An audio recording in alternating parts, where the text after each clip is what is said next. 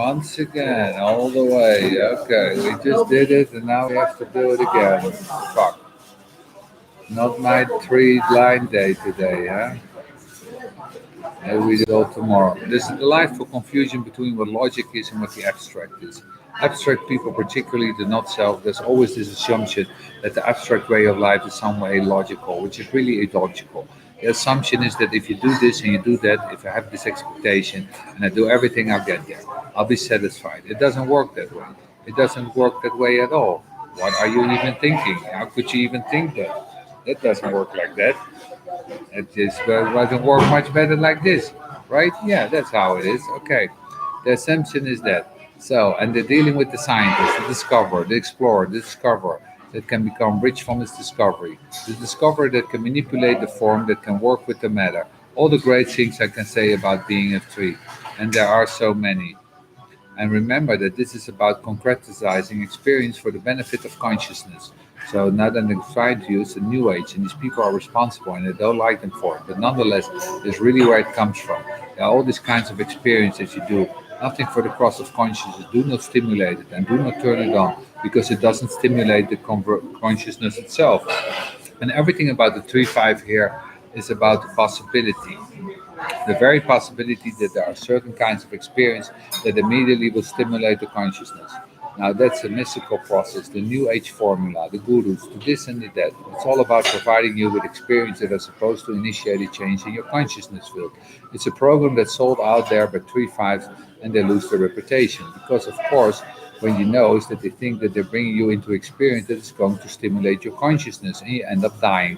That doesn't help. You end up broke. You're not going to think about consciousness then.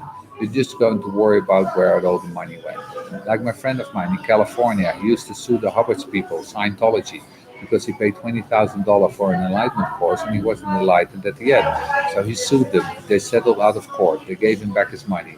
The 3-5s can be extraordinary, and the jokes I make about 3-5s, please understand that I make those jokes because I'm talking about the not self, and this is diabolically not dangerous not self. It really is. You don't have to be a 3-5 manager. You don't want to have a 3-5 manifestor angry with you. Revenge is their name. The 3-5, if they are correct, if they operate correctly, what they're going to discover is that there are values inherent in experiential processes that can expand the consciousness. Not simply expand the consciousness in the hip sense of that, but expand the consciousness by being able to show in a concrete way how to deal with the doubts and confusion of the collective. That is the focus of the consciousness. One of the great lines that I've heard lately in movies, it's really wonderful. I don't believe it. I don't know if I've seen it. And this is the most wonderful thing for the cross of consciousness to recognize it. I don't believe it, I don't understand it, but I know what I see.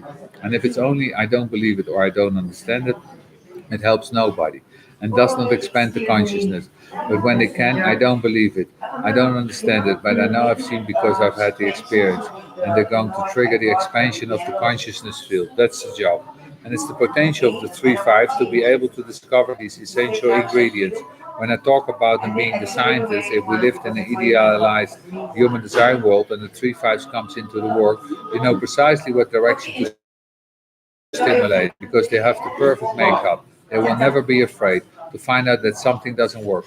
Oh, it's what I love about the 3s. Mentally, I'm not afraid. You know what for? This is the beauty of the 3rd. It's like, if it's not going to work, what to do? Let's ride the train. Let's see where it goes.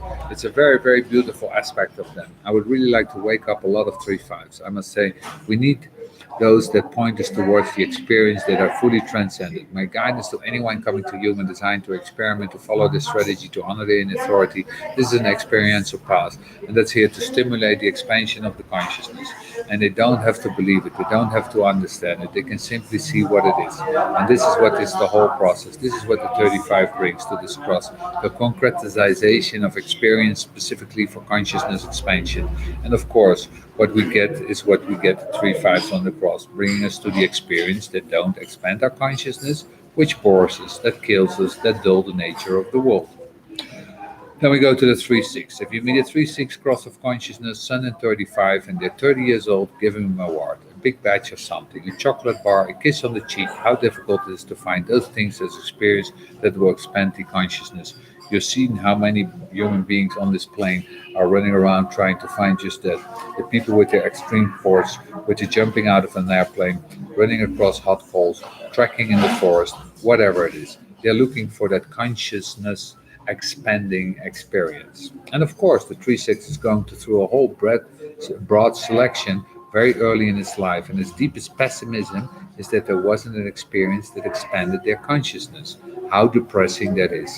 And remember that despite the fact we're giving the sun in the 35, they still have the 63 and the 64.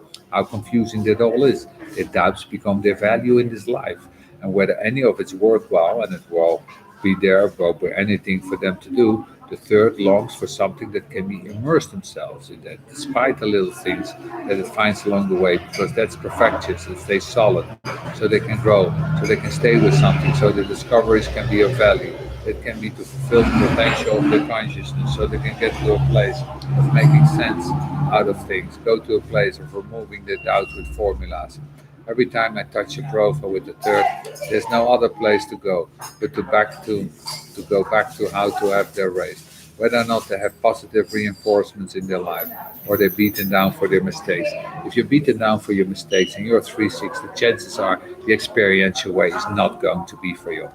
So many human beings that have been involved in drugs in their life, and whether these drugs are pharmaceutical abuses or whether they are pleasure drugs or whether it's alcohol or whatever the case may be. So many beings have gone that way because they have not found in their life experience that were transforming. And it's a transforming experience that adds depth to the field of consciousness. It's why we have a human experiential way. So there is this huge pressure on this 35 gate, pushing it, looking for new experiences, and just not able to wait the right time.